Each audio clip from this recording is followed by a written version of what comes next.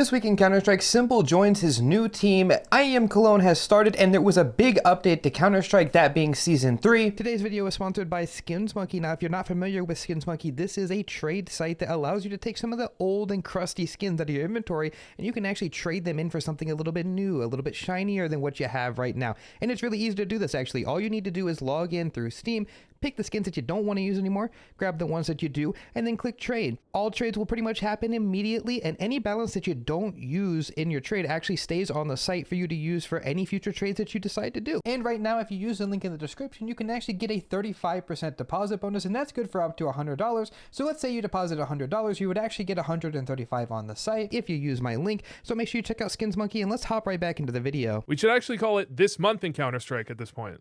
I mean, look, okay, we did take quite a bit of time off, but to be fair, we were both at the Austin Major, and then we took the player break off too because there wasn't a lot going on. So you know what, it's fine. We got a break, everybody got a break, but we're back, and there's a ton of things to talk about. So let's start with this s1mple to BC.GAME move. I don't think a lot of people really expected to see s1mple join any team that wasn't FaZe, and especially not this soon. I guess it's the only team that could really afford to buy him out, and obviously he made a statement on Twitter where he said that he just wants to play, so this does make sense. You know, any team that's going to give him the ability to make a roster around himself and prove himself again, I think is going to be a step in the right direction. What do you think about it? It's a weird change. It's weird. I mean, BC.GAME, most notable for the average fan is they are the team that had s1mple when all that stuff went down. I mean, look, when I'm thinking about where s1mple should be going, I'm thinking of like a Gamer Legion level team to build himself back up. He wasn't s1mple on FaZe. He had flashes, he had some decent performances, but he definitely needs to work his way back up. Didn't expect it to be on this level team though. And I mean, I would think that like a top, like a strong, really strong team would want to take the risk on s1mple and say he's capable of doing it. And then the question is it about the money? Or is this one of those things where like you hear rumors sometimes of like NA players, they're on like these tier 2, tier 3 NA teams, and they kind of like refuse to sell them to Liquid or Complexity because they want them out of their scene. They don't want to basically create competition for themselves. You think that has something to do with it? I mean, realistically, I'm not sure. I think that s1mple joining this team, I would kind of think that it's somewhat of like a mini Falcons idea where they're going to get s1mple, and in the future, they're going to end up picking up whoever they end up picking up because they are a casino-backed site, so they have the money to spend on a CS team. And I think that It's just... What? Stop. I got to stop you right there. You're saying a mini Falcons says, yeah, Nexa, that's the guy we need. That's the guy we need. Let's not forget that Falcons had Snappy. Like, you know, there's a lot of questionable moves along the way. They need a core. That's the same thing the Falcons did. They need a core. They have the core, and they have s1mple. Then they have a rifler who they haven't announced yet, and that's a good start. And then after they, you know, play it out, they can replace whoever with whoever, and it'll just be like another team that's just Falcons level. Like they just pay for the best roster. That much money? I mean, if they bought s1mple out of his contract, I'd say they have to have at least enough to invest in the team. And plus, it's a casino. I would say they definitely have enough for a CS team. But maybe that's like their break the bank move. Like maybe they pick up s1mple and now they can't afford to buy anybody else. So then they who's have to follow fill the up team here? with like Nexa and Hooksy and Prime Taps and let me think. They might even pick up. They might go down. They might go to the feeder leagues. They might pick up someone and maybe they will, like a Flom or an Austin. Yeah, dude, it could be me, right? Free transfers. They need the free transfers. Yeah, I mean, maybe they will. Maybe they will. But I would like to think that that's not the case. But we won't know until we see the rest of the course of this team. But I will say that there is a lot of excitement around a roster like this. But let's talk about this. kyousuke has gone to his first event now with Falcons, and he's actually performing as expected. And I think that that's one of the more surprising things to come out of this roster mania, apart from the s1mple move, of course. Like, I think seeing him show up and actually put up numbers, but it still seems that Falcons are struggling. This is just, it's kind of proving to be more of, you can't buy chemistry in a team. And I'm not really sure where they go from here. Like, are they going to keep making roster changes if they can't even make playoffs of Cologne? And I know it's their first event, but it's clearly not a kyousuke problem. He's the one that's carrying them. Yeah, I mean, the problem that people expected is that you were going to have this issue with Tessez and and kyousuke or whoever was adjusting their roles. That most likely it was going to be Tessas that was going to have to take some hits and that he would struggle. And I figured that he would struggle and they would eventually replace him. And it kind of didn't make sense from that factor. I didn't expect kyousuke to do poorly, but what I didn't expect was for him to do this well. And I really didn't expect Nico seems to be the one that's doing like the worst. He's in this series that we're recording this while it's live. He is the lowest rated player on Falcons against Furia so far. And in their previous series, the one they lost 2-0 against Mongols, where kyousuke was the only positive player. This is like classic G2 scenario. kyousuke 1.34 rating, everyone else below 0.9.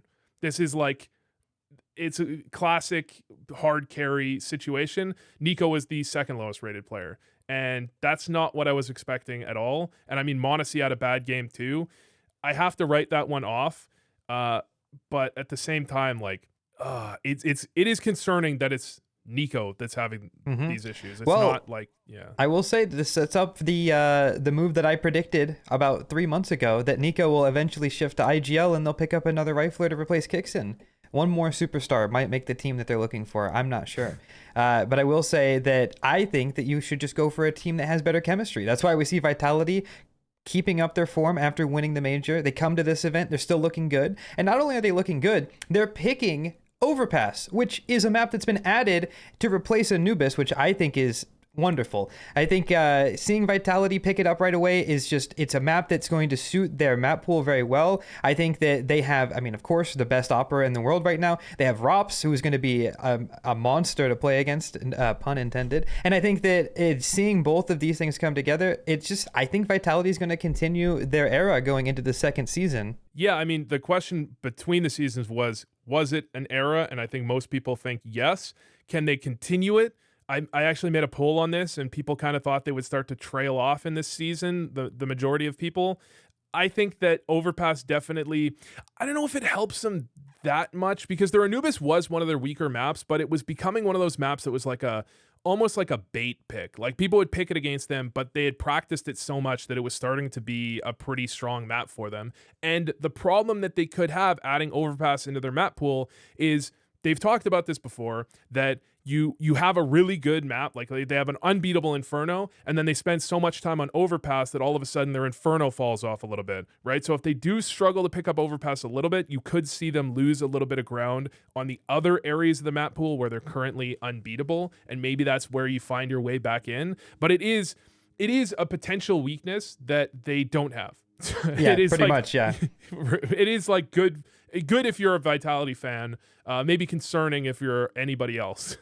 So overall, what do you think about Overpass coming in this Season 3 update? Do you think that Anubis was the map that they should have removed? I personally always thought it would be Inferno, but I think Inferno has been kind of compensated for in the last few updates, of course, with the CT Molly and the MP9 nerf and the economy nerf, which we'll talk about in a minute. But I do think Inferno has been a problem child for a while. It seems like Valve don't want to let it go. But Anubis was the most T-sided map that we've ever had in history, and it was kind of an unfun map to play casually. I think a lot of pros also shared that sentiment, with especially teams like Falcons having it as their it wasn't Falcons. Yes, it was Falcons that had the map as their permaban, I think. So it is interesting. A lot of top teams just completely staying away from it. And I think that after seeing the stats after the major, I think Valve knew something was up. I also made my own rework. Hopefully they will look into it before it comes back into the map pool and make some changes inspired by me.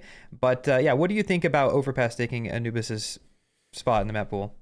Yeah, I was going to ask if you were salty that you made all those changes. You made that whole version of the game and the map. If anything, I think that this is actually a good sign, because them implementing those changes in the middle of a break or right before an event would be so poorly received. And if they can actually work on an Anubis rework, like, and maybe introduce it, I don't know, in 6 months, and have people get, time to play on it with the changes that maybe are inspired by me, I think that would have them be way more accepted than if they were just thrown on to people like they did with Vertigo. Those changes made to Vertigo were miserable, and people just stopped playing the map because it changed how A played so much.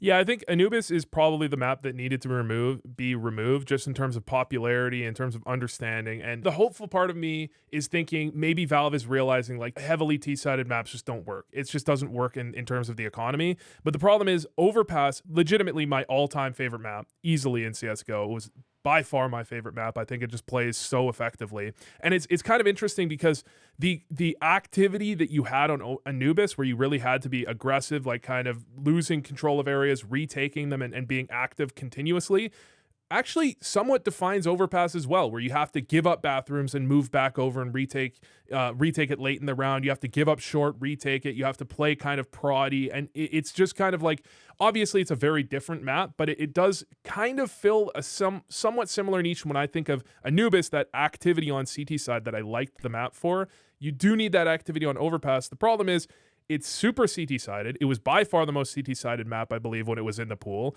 And now they've made CT side more effective. Like, they've buffed CT side and they're adding it back. I'd like to talk to you about this because there's actually been some changes made to the map that I think hurts the CTs. And one of those is the CT molly change. I don't know if you knew this, but Overpass was not played previously before the original CT molly nerf happened. It was still when CT mollies were the same as T.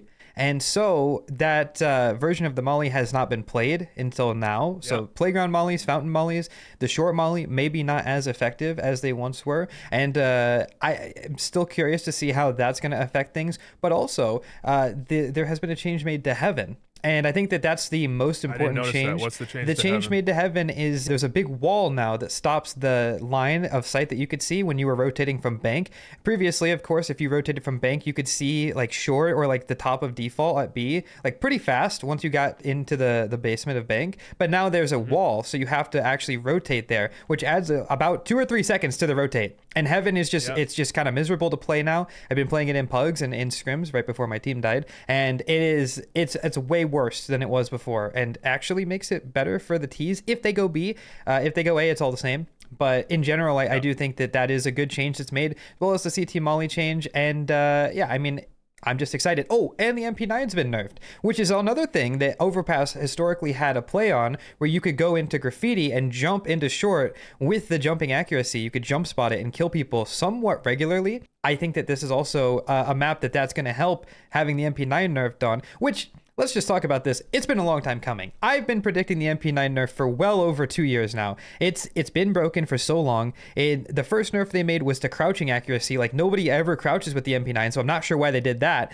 And we finally saw it nerfed, I almost think somewhat to the point of it being unusable.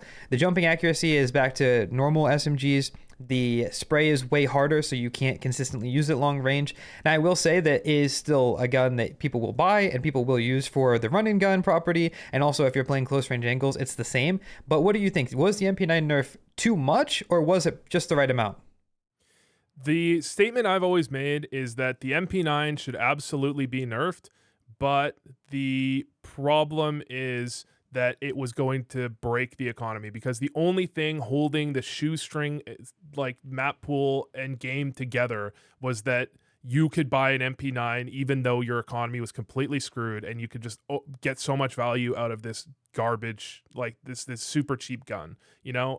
And so the fact that they made that change and they buffed the economy at the same time is absolutely what they needed to do. But yeah, I mean, it's been more than 2 years. It's been like 3, 4, 5 years that the MP9 has been completely broken. It took people a little while to realize. It's been a long time the MP9 has been just completely busted, and it's really should have been changed a long time ago. It was kind of a necessary evil. Yeah, the MP9 had so many moments, even just like moments that even probably people listening have had. Just jumping accuracy is insane. Cross maps, full spraying, getting kills. Like, it happened in pro games pretty much daily, and it's just been a long time coming. But you're right about the economy change. You know, everybody knows you get a pretty big kill reward for SMG kills, and that was one of the reasons why the MP9 was also just overpowered, was because you could use it, and eventually you could upgrade after you got a couple of ecos to an M4 pretty comfortably. And the economy change is, I think, the best change made in this Season 3 update. I don't know about you, but just playing in pugs, I feel like I always have enough money to buy now, and I'm not really sure how to explain it. As long as you're getting kills on CT side, you do get a $50 kill reward for everybody, if you guys aren't familiar with the new change. And over the course of about I'd say like an average half, you're probably going to get one extra buy now on CT side if everything is, close and competitive. That's a pretty big deal. It's a huge change, and I'm not sure what the ramifications will be until we get more data from, the events coming up. But at first thoughts on it, Vu, what do you think? Was it enough? I think people tend to consistently underestimate how much a small change will actually impact things. And part of it is because CS players are just so like ritualistic that it's like, oh, you made a small change to a gun. We're just going to keep using it, even if it's like way worse. But when it comes to economy, you don't really have any choice but to notice it. Mm-hmm. And I think this is actually an example, and people are going to forget about this very quickly, but so this is why I want to mention it. It's an example of a very good Valve change. People weren't really talking about this as a potential solution. There was a lot of ideas levied, but they were all like more like remove 1400 loss bonus. But the problem with that, I even suggested it, but the problem with that, it also benefits the Ts. It doesn't really just help the CTs, or it'll be, a little too complicated to do it. Like maybe if you survive in a round when the bomb explodes, that you only get half of your win bonus or something, because there was two problems. CT economy wasn't strong enough and people were saving way too much. And this addresses both at least a little bit. I think it's actually a really, really good change. It's also the first time that there's ever been an imbalance in the economy. The CTs actually get more money than the Ts for different reasons, I should say. I guess the bomb plant and the bomb explosion was always like an imbalance, but now it's like you get money per kill. And that's something that I don't think anybody would have ever theory crafted. So maybe Valve do care after all. Who would have known? I mean, who could have seen that coming? Yeah, this is a really good change. I mean, you really can't say anything bad about it, and it could change, like some things in terms of what teams are strong. Because when you think about it, like the certain metas benefit certain teams. You had the kind of like the Tech 9 meta that back in the day that like LDLC and Fnatic were good on. You change that, and certain players, certain teams find that they're not quite as strong, and they find that they're struggling a little bit. But I think at the end of the day, it might just end up benefiting teams like Vitality that are just really good and now have slightly less randomness to deal with.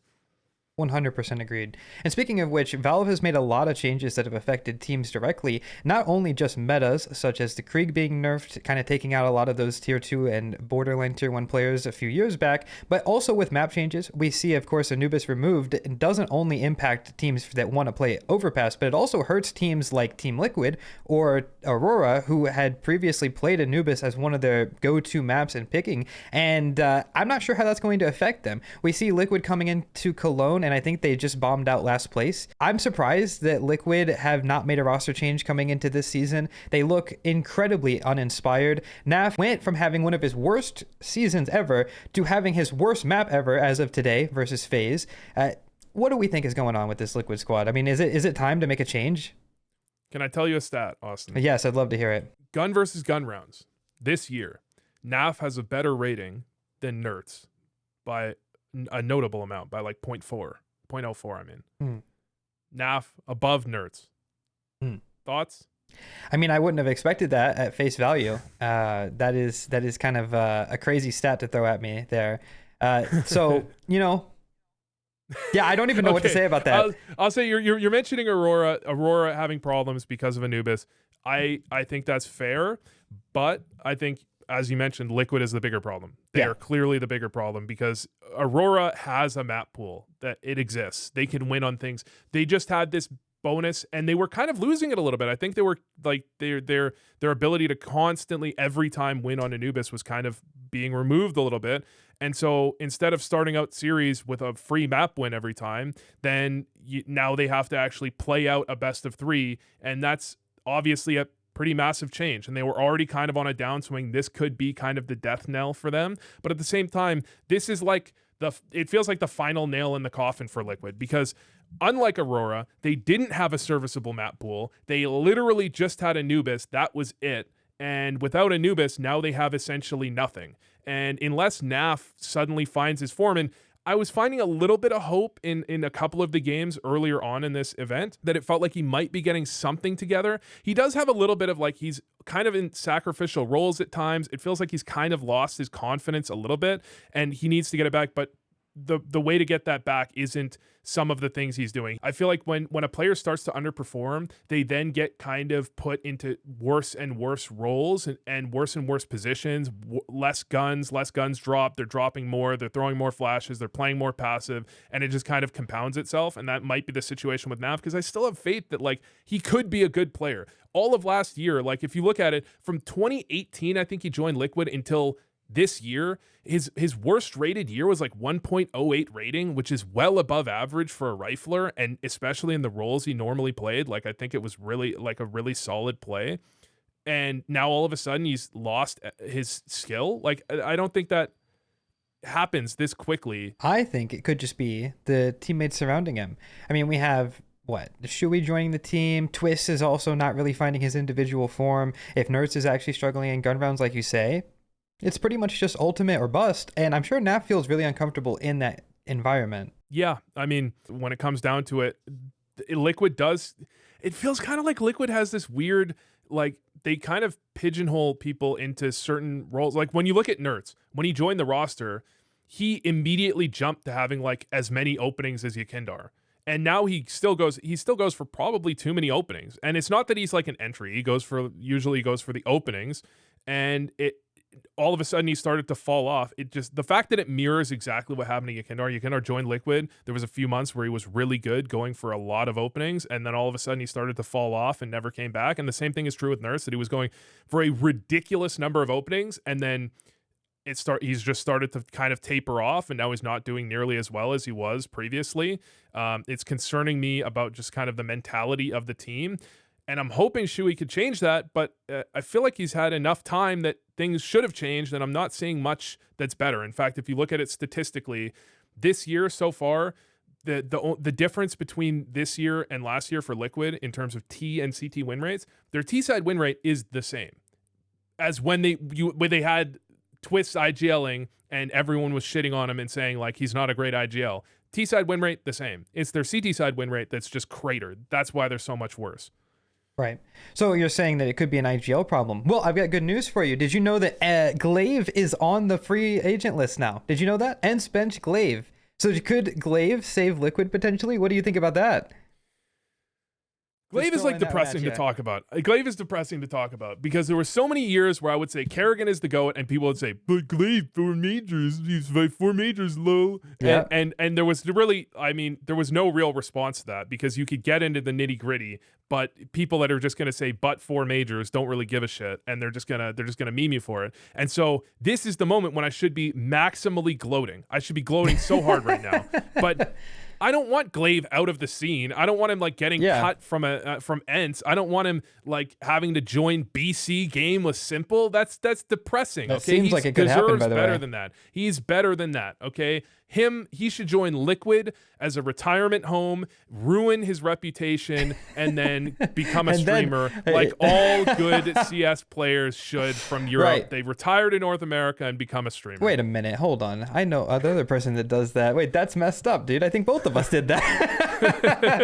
Anyway, yeah, but we weren't pros in Europe. Okay, we didn't join the retirement home. We were born here. That's true. Born here, die here, man. Okay, so how about this? If it's not going to be another IGL joining Liquid, could you see maybe a transition from a player into IGL? I know obviously Twist did that before and it didn't work, but let's look at the success that G2's having with Hunter being the IGL. I think that that's something that's worth praising. I mean, they've looked pretty good. They've actually put together quite a decent roster, especially with Hunter's. I mean, seemingly he's not doing too bad in his first event as an IGL. Obviously, Mulbs is kind of carrying. s1mple is a great opper for a nice system, and Heavy God is also good. I think that G2 has done something really good with that transition from Hunter.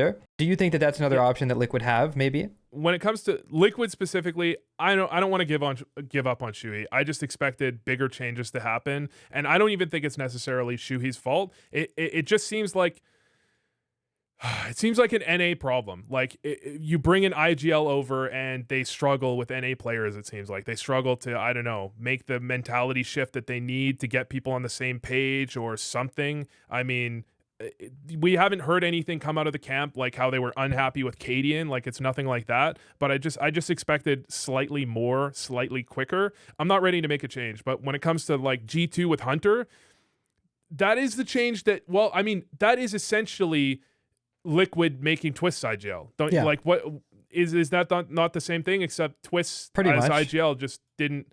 I think it was the wrong time for Twist as IGL. Yes, it was definitely way too early. Time for Hunter. Could be time. What if NAF IGL'd? Okay, I'm just kidding. But I do think that you have a really good point. I think NA has been in quite the.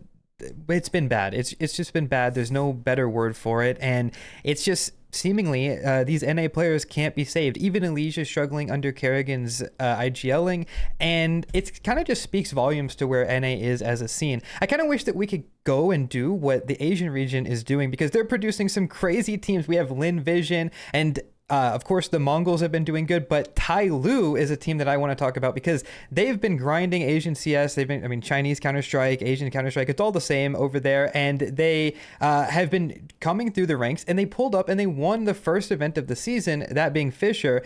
And we saw a crazy performance from Jam Young. I don't think anyone had this guy on their radar. I know I heard some whispers after the Austin Major that he was playing really well, but he got the MVP at this event. He was probably up there with the most mechanically talented player I've seen. If you watch his highlights, it was ridiculous, the stuff that he was doing at that event. Do you think that that's like a really like healthy scene over there? Are we living in the beginning of an Asian Counter-Strike era? The era being like we're seeing them on the map, I should say, because they've been missing mostly. But are they going to take the spot that NA has had for years and years? Yeah. Yeah, yes. It's already gone, right? Like it's just. But could they compete with like European teams in the future, like somewhat close? I think it's definitely possible. I mean, the problem is I don't know what the popularity of CS is in China or in any of the Asian regions. My understanding is that Valorant is a lot bigger there, and they have other games that they play there as well, like Crossfire or whatever.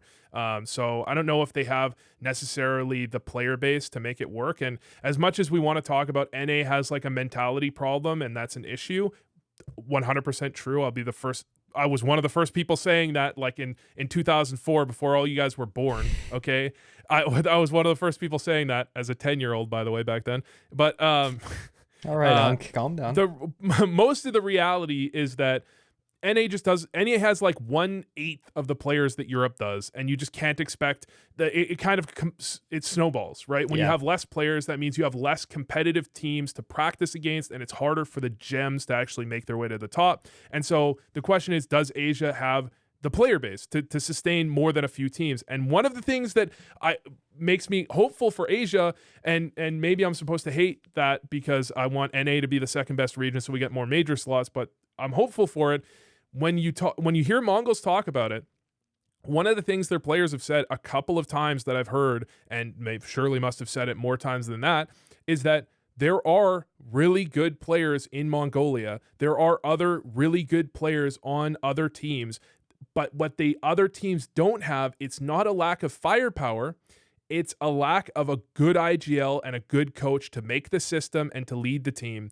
And I'm not sure, maybe they're talking up their scene a little bit. Is there firepower on the second, third, fourth best Mongolian team that's as good as on the Mongols? I don't know if I believe that, but I believe that it's close enough that they feel like it's not the firepower limiting these teams, which means when you have teams that have good systems, good coaches, good IGLs, they come in, and Tai Lu does it right. They come in with really good ideas on how to counter their opponents. Sometimes they're wrong, but they're willing to make the leap and take a risk to go for these counters, and they're evolving as they play. When they first came on the scene, I felt they were a little too like execute focused, and if you could interrupt their executes, you could really beat them. But now they're just a team that does a lot of things right, and they also have really slick, really clean execs when they need it. This is the right way to do it, and if you have the player base and you have the talent to back that up, they absolutely could have teams that compete. I mean, they already have it. Mongols should have been, maybe this, I don't know if this is too hot of a take, Mongols easily could have been a top 3 team last year if they just didn't have, or this, like so far this year. I mean, I think they're third in IGL TV, but they could have been above Spirit and Mouse. They could have been the second best team of this year if they didn't have the playoff problems they have. Right. I think it wouldn't even be that crazy. Yeah.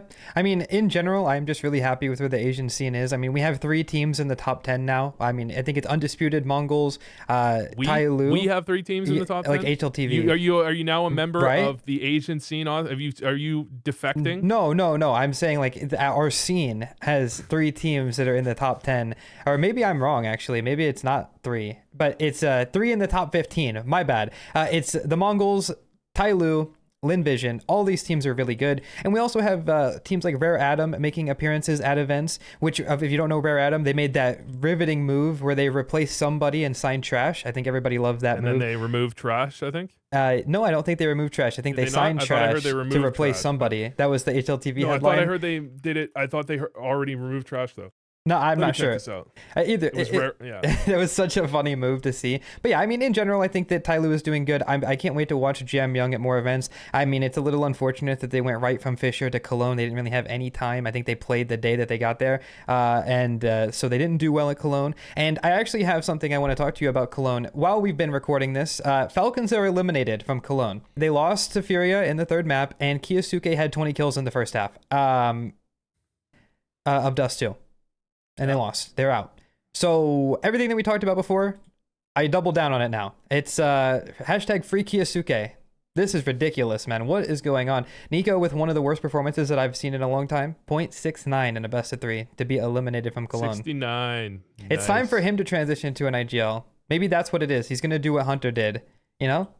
It's hard to ever bet against Nico because he's had such a long career to the point that like you never would have expected a rifler could have a career this long and be this good for this long, because it's so hard to maintain your aim for that long of a period. The one downside I think he has is sometimes I think he struggles because he has a way he likes to play. And when I've watched their comms videos and things like that, I think he's very methodical. Like, when I do this, I know the reactions are this and this, and then I can kind of snowball that into having a really good game. And I think sometimes, and you see that why people are talking about him maybe being a choker in majors, that kind of like sequencing gets disrupted a little bit and he struggles to get back on path correctly.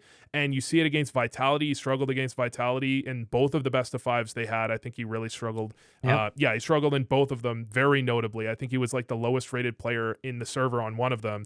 And if roles are getting shifted, and I think they mentioned in an interview that Nico's roles were adjusted some of the most, then maybe he's going to struggle for a little while to come back to figuring out what he likes to do in different ways when he's playing in a different style. And he might need to relearn certain things, and maybe it'll just take some time. But it's also tough when he's like, man, isn't he 30? You know, he's 28. about to go bald, dude. Yeah. He's 28. He's ancient, dude. Yeah. He's going to go bald. That's when I went bald. Oh, so do you think Nico's going to go bald? I don't know what that had relevance to anything. I think he's. It's okay. I don't think it's time for him to IGL though. I think it could be. I think it could be just one more superstar to replace Kixon, and who knows what'll happen. But that was this week / this month in Counter-Strike, and we'll see you guys next week. Nico shouldn't IGL.